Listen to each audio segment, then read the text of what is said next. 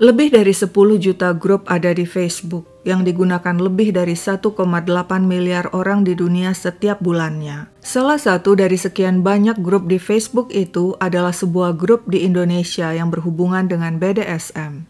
BDSM adalah praktik seks yang melibatkan dominasi, kontrol, dan rasa sakit. Kekerasan yang digunakan untuk menimbulkan rasa sakit terkadang ekstrim. Tujuannya agar pelaku mendapat kepuasan seks. Para pelaku biasanya terdiri dari slave atau budak yang menyediakan diri untuk dikontrol atau disiksa oleh sang master atau tuan yang bertugas sebagai si pengontrol atau penyiksa. Ridwan alias Iwan tinggal di Jakarta. Dia adalah salah satu member dari grup BDSM itu.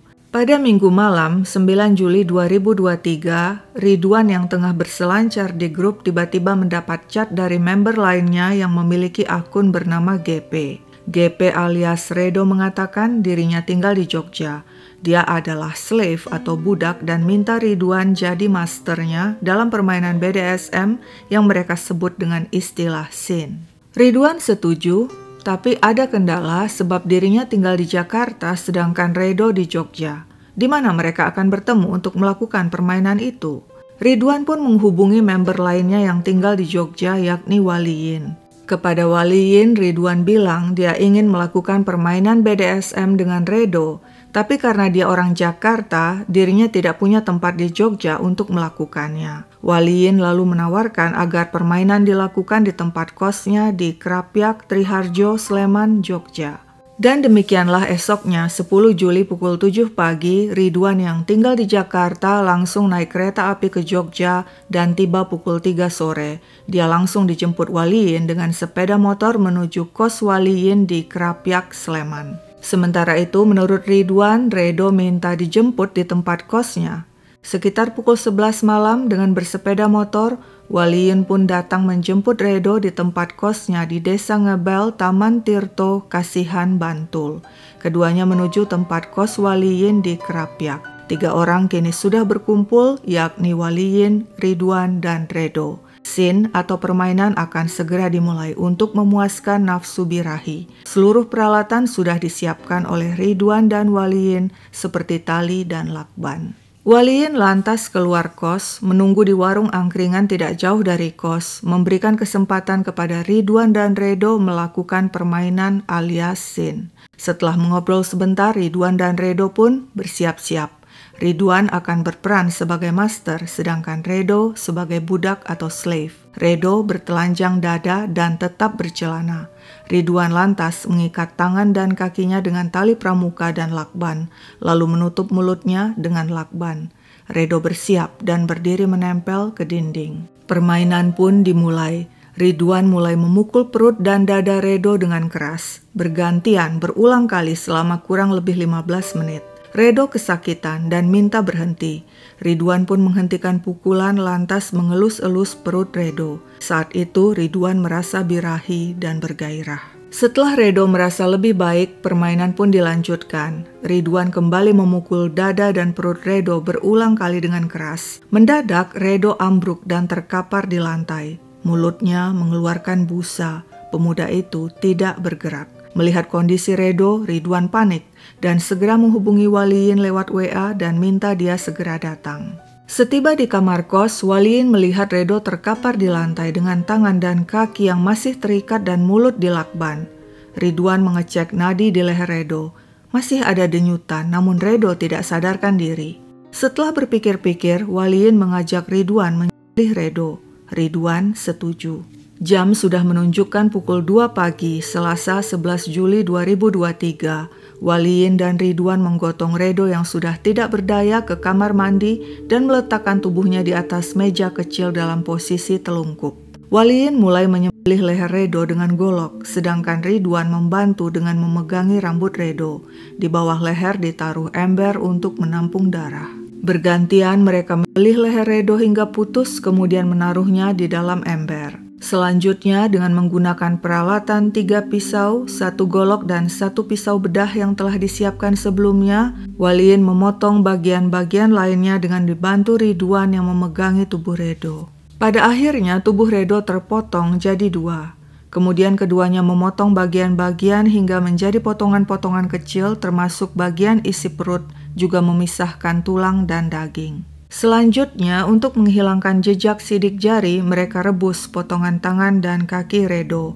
Berjam-jam mereka melakukan hal itu hingga rampung pukul 6 sore. Ada sekitar 175 potongan. Keduanya lalu memasukkan potongan-potongan ke dalam 4 kantong plastik dan 1 kantong polybag hitam, lalu membuangnya di beberapa lokasi di dekat sungai di kawasan Turi, Sleman. Setelah itu, Waliyin dan Ridwan kembali ke kos-kosan dan langsung membersihkan ceceran darah.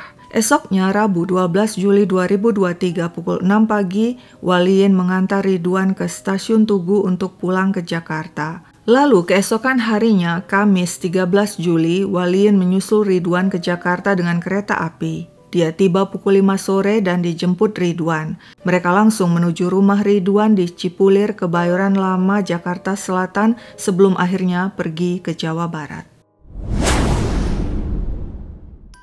Pada 12 Juli 2023 pukul setengah 8 malam, Aziz, Henry, dan Wizang sedang memancing di bawah jembatan di Sungai Bedok, Selowangsan, Dadapan, Wonokerto, Turi, Sleman. Sekeliling gelap. Sudah 30 menit memancing, mereka tidak juga mendapat apa-apa. Mendadak, Wizang melihat sesuatu di sungai, seperti potongan tangan manusia. Aziz dan Henry juga melihat. Karena ketakutan, mereka segera naik ke jembatan. Tapi meski takut, mereka juga penasaran. Dari atas jembatan, mereka tetap melihat potongan itu. Aziz kemudian mengajak temannya untuk kembali memeriksa lebih lanjut. Mereka pun turun ke sungai yang gelap. Dengan bantuan senter HP untuk menerangi, mereka ambil sepotong kayu dan memakainya mendorong potongan itu ke tempat yang dangkal. Sungguh mengerikan. Potongan itu memang potongan tangan manusia. Mereka pun merekam video potongan horor yang sudah berbelatung itu dan segera melaporkannya kepada warga dan Pak RW. Tak lama kemudian, kabar penemuan mengerikan itu telah tersebar dan menggegerkan warga. Polisi tiba dan mengamankan TKP. Pencarian di kawasan sungai dilakukan menyeluruh hingga akhirnya berhasil ditemukan 5 kantong berisi potongan tubuh manusia. Di lokasi, polisi juga menemukan pakaian, sandal, dan HP yang diduga milik korban. Saat ingin memeriksa sidik jari, polisi mengalami kendala sebab sidik jari rusak. Siapakah korban dan siapa pula pelakunya? Pasutri Abdullah dan Yana tinggal di Pangkal Pinang, Bangka Belitung. Mereka memiliki 3 anak laki-laki, yakni Rian, Tommy, dan si bungsu Redo Tri Agustian. Si bungsu Redo tinggal di Jogja dan kuliah di Universitas Muhammadiyah Yogyakarta UMY. Setiap hari mereka selalu berkomunikasi dengan Redo. Namun pada 11 Juli 2023, meski telah berkali-kali menelpon Redo, tidak ada jawaban. Karena khawatir, hari itu juga 11 Juli, orang tua Redo menghubungi kerabat di Jogja, juga teman-teman Redo, untuk membantu mengecek keberadaan Redo di kosnya di daerah Kasihan, Bantul. Ketika kerabat dan teman-teman Redo datang mengecek, kamar kos tidak dikunci. Meski Redo tidak ada, anehnya lampu menyala, begitupun laptop dan kipas angin. Rekaman CCTV kos menunjukkan Redo berjalan kaki meninggalkan kos orang diri pada tengah malam menjelang Selasa 11 Juli. Dia pergi hanya membawa HP dan charger. Seorang teman mengatakan menjelang dini hari sempat melihat Redo membeli makanan di warung, minta dibungkus, lalu buru-buru pergi, sepertinya kembali ke kos. Meskipun si teman tidak melihat langsung Redo menuju kos. Untunglah laptop Redo masih menyala dan komunikasi online terakhirnya bisa terlacak. Pemuda itu ternyata janjian bertemu orang yang beralamat di kawasan Krapyak, Sleman. Teman-teman Redo pun mendatangi alamat itu yang ternyata adalah kos-kosan yang dihuni seorang pria bernama Waliyin. Teman-teman Redo menunjukkan foto Redo dan menanyakan keberadaannya, tapi Waliyin mengaku tidak tahu. Pencarian Redo nihil hingga kemudian kerabat melaporkan hilangnya Redo kepada polisi. Pada saat yang sama, polisi mengatakan ada penemuan potongan-potongan mayat di beberapa lokasi di Turi, Sleman. Mungkinkah itu mayat Redo? Polisi kemudian menganalisa sidik jari Redo yang ada di database penduduk dan membandingkannya dengan sidik jari potongan jasad. Meskipun sebagian sidik jari tersebut rusak, akhirnya polisi berhasil mengidentifikasi dan hasilnya 99% sidik jari jasad sama dengan sidik jari Redo. Keluarga Redo juga mengidentifikasi barang-barang yang ditemukan seperti kaos, celana pendek, dan sandal gunung dan membenarkan barang-barang itu milik Redo.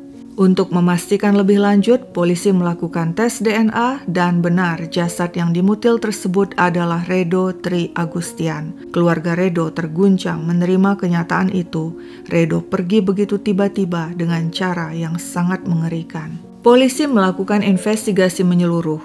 Berdasarkan komunikasi online Redo yang ditemukan di laptop dan HP, dirinya janji bertemu orang di Krapyak. Polisi pun mendatangi alamat tersebut di Dusun Krapyak, Triharjo, Sleman yang merupakan kos-kosan.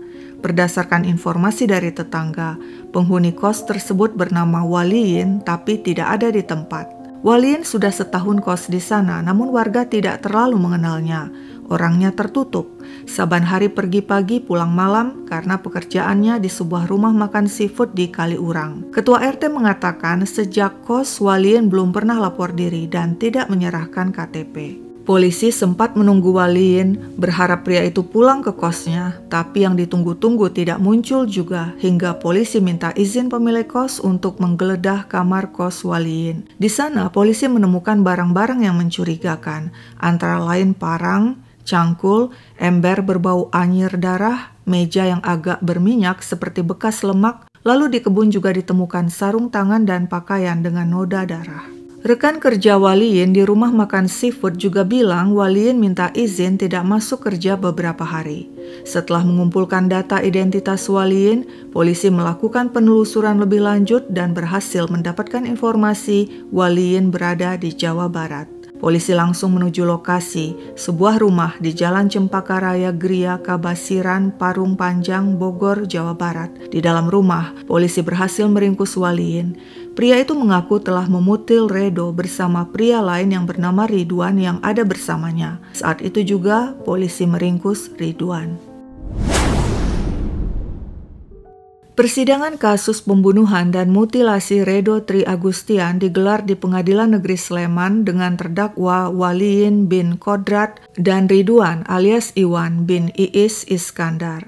Jaksa Penuntut Umum atau JPU mendakwa keduanya dengan pasal 338 tentang pembunuhan dan pasal 340 tentang pembunuhan berencana. Dalam dakwaannya, JPU menyatakan Ridwan selaku master telah melakukan permainan atau sin BDSM dengan kekerasan terhadap slave Redo yang berakibat Redo tidak sadarkan diri. JPU mengatakan saat melihat Redo tidak bergerak, Waliin yang ingin membangkitkan nafsu birahinya membuka video BDSM fetish sembelih yang tersimpan dalam HP-nya. Saat itu ingatan Waliin tertuju pada film mutilasi kanibal tahun 2006. Dia ingin mencapai klimaks dan karena itulah dia mengajak Ridwan memilih Redo. Sementara itu Waliin dan Redo mengaku telah membunuh dan memutil Redo, tapi mereka memutil korban bukan seperti dakwaan JPU, melainkan melakukan mutil untuk menghilangkan jejak karena ketakutan aksi mereka ketahuan. Di persidangan, Waliin mengatakan dirinya berusia 29 tahun dan lahir di Magelang pada Maret 94. Pendidikan hanya SMP. Dia tinggal di Krapyak, Sleman, Jogja, dan sehari-hari bekerja di sebuah rumah makan seafood di Kaliurang. Waliin mengaku sudah 4 bulan mengenal Ridwan lewat grup Facebook BDSM. Waliin mengatakan pada hari kejadian ketika dirinya melihat Redo tidak sadarkan diri akibat disiksa Ridwan, dia berinisiatif mencari cara menghilangkan jejak mayat melalui Google dengan menuliskan cara menghilangkan jejak pembunuhan. Google kemudian menampilkan beberapa artikel tentang mutil. Selanjutnya, Waliin mencari video di YouTube dengan menuliskan cara sembelih orang dan muncullah beberapa video tentang mutil. Dari situ saya meniru cara untuk melakukan mutil. Saya dan Ridwan menyiapkan 3 pisau, 1 golok, dan 1 pisau bedah, dan kemudian melakukan mutil. Di persidangan, penasihat hukum Waliin mengatakan sudah 5 tahun terakhir Waliin mengalami gangguan kesehatan dan menjalani pengobatan rutin di Rumah Sakit Condong Catur Sleman. Waliin mengidap penyakit traumatik yang parah. sehingga harus kontrol rutin di rumah sakit. Menurut penasihat hukum, informasi tentang penyakit Waliyin baru disampaikan keluarga Waliyin beberapa hari lalu, sehingga penasihat hukum tidak bisa memastikan apa penyakit yang diderita Waliyin karena belum mendapatkan rekam medis dari rumah sakit. Kalau terdakwa nggak berobat, dia kayak orang linglung, kayak orang cemas. Jadi keluarga menyaksikan itu. Dia seperti orang yang mengalami tekanan kejiwaan, trauma, dan harus minum obat rutin 5 tahun terakhir. Demikian kata penasihat hukum. Sehubungan dengan penyakit Waliyin tersebut, salah seorang rekan kerjanya juga bersaksi di persidangan beberapa kali melihat Waliyin makan obat, tapi dia tidak tahu obat apa yang dikonsumsi Waliyin. Saya pernah tanya kenapa minum obat terus.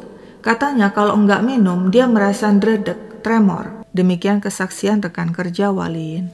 Di persidangan, Waliyin mengaku sebelumnya pernah melakukan permainan atau sin dengan orang Magelang bernama Adi dan dirinya berperan sebagai slave. Saya juga pernah berhubungan intim dengan laki-laki sebanyak kurang lebih 10 kali. Saya mengalami penyimpangan seks sejak tahun 2012 dan saya mengenal BDSM sejak tahun 2022, sudah 1 tahun.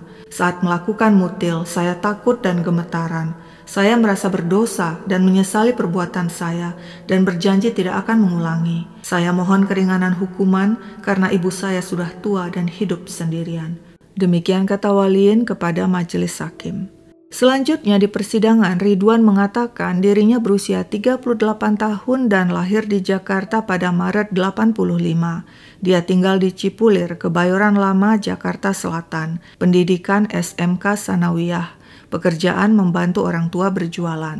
Di persidangan, ayah Ridwan yang bernama Iis Iskandar membeberkan Ridwan anak sulung dari 5 bersaudara dan masih tinggal dengan orang tua. Ridwan jarang bergaul, tidak punya pacar, tidak pernah bikin onar, dan lebih sering di rumah membantu jualan. Menurut Iskandar, Ridwan pernah pergi ke Jogja, namun sepulang dari Jogja dirinya tampak murung dan diam. Di persidangan, Ridwan mengaku memiliki kelainan seks dan sudah lebih setahun menjalani kegiatan menyimpang. Dia memiliki grup BDSM di Facebook dengan anggota sekitar 100 orang dan ada juga anggota perempuan. Selain itu, dia juga punya Telegram MBC Group. Dalam permainan atau sin, dirinya berperan sebagai master, Redo sebagai slave, sedangkan Waliyin sebagai master Gor. Awalnya saat permainan berlangsung, Ridwan memukul badan Redo berkali-kali dan Ridwan mengaku mendapat kepuasan. Namun tiba-tiba Redo merasa kesakitan sehingga mereka beristirahat selama 10 menit. Setelah itu Redo minta agar mereka mulai lagi dan Ridwan kembali memukul Redo berkali-kali hingga kemudian Redo jatuh ke lantai dengan mulut berbusa. Setelah mengecek dan mengetahui korban telah meninggal, saya dan Waliyin panik. Waliyin punya ide untuk memutil korban dan saya setuju. Ridwan juga mengaku, saya sudah 11 kali melakukan seks dengan cara menyiksa dan disiksa dengan orang yang berbeda. Saya lakukan 10 kali di Jakarta dan 1 kali di Jogja. Kepada majelis hakim, Ridwan berkata, saya menyesali perbuatan saya dan berjanji tidak akan mengulanginya. Saya mohon keringanan hukuman. Lalu bagaimana tanggapan majelis hakim terhadap pengakuan dan permohonan kedua terdakwa Waliyin dan Ridwan? Tidak ada keringanan hukum bagi keduanya yang telah begitu keji membunuh dan memutil Redo. Sesuai dengan tuntutan JPU, majelis hakim menjatuhkan vonis mati kepada Waliyin dan Ridwan. Menanggapi vonis tersebut, keluarga Redo puas. Dari awal kita minta dihukum mati, mereka bukan manusia lagi. Demikian kata Abdullah, ayah Redo. Redo Tri Agustian, mahasiswa Fakultas Hukum Universitas Muhammadiyah Yogyakarta atau UMY semester 4, dikenal sebagai mahasiswa aktif, berprestasi dan taat beribadah. Teman-teman dan dosen mengenalnya sebagai pribadi yang baik.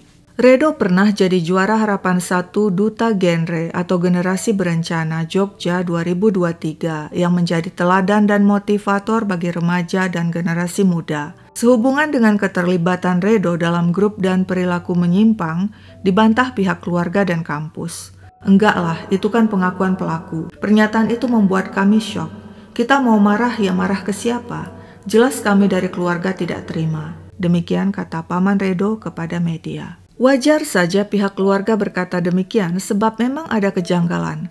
Waktu kejadian itu, Redo pergi hanya untuk beli makan. Pintu kontrakannya aja nggak dikunci. Lalu kipas angin juga menyala. Artinya apa? Artinya Redo ini niatnya memang mau keluar sebentar. Kalau memang niatnya lama, logikanya pasti pintu sudah dikunci dulu. Pihak kampus mengatakan Redo penerima beasiswa dari Ditjen Pendidikan Tinggi Kemendikbudristek.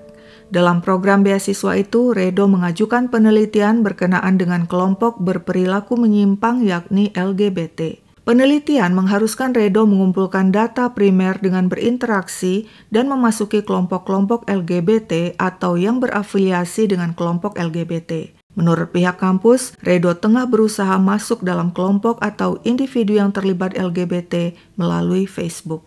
Dari fakta-fakta tersebut, bisa diyakini isu-isu miring mengenai almarhum Redo tidak benar, kata pihak kampus yang menduga Waliin dan Ridwan adalah responden dalam penelitian yang dilakukan Redo. Bagi orang tua Redo, yakni Abdullah dan Yana yang memiliki 3 anak laki-laki, kematian si bungsu Redo merupakan tragedi kedua yang mereka alami sebab beberapa tahun sebelumnya, anak kedua mereka Tommy juga meninggal dunia akibat kecelakaan lalu lintas saat duduk di bangku SMP. Kini hanya tinggal si sulung Rian, namun keluarga pasrah dan tabah menghadapi tragedi tersebut. Satu yang masih jadi misteri. Seperti yang juga disampaikan pihak keluarga, pada hari kejadian, jika memang Redo berencana pergi melakukan permainan ke Krapyak, mengapa dia meninggalkan kosnya di Bantul begitu saja tanpa mengunci pintu, tanpa mematikan lampu, bahkan laptop dan kipas angin juga masih menyala, seolah-olah dia hanya ingin pergi sebentar, mungkin ke depan kos, membeli makanan ke warung, dan bukan pergi ke tempat kos Waliin di Krapyak, Sleman. Bagaimana menurut kalian? Sekian dulu ceritaku, sampai jumpa kapan-kapan.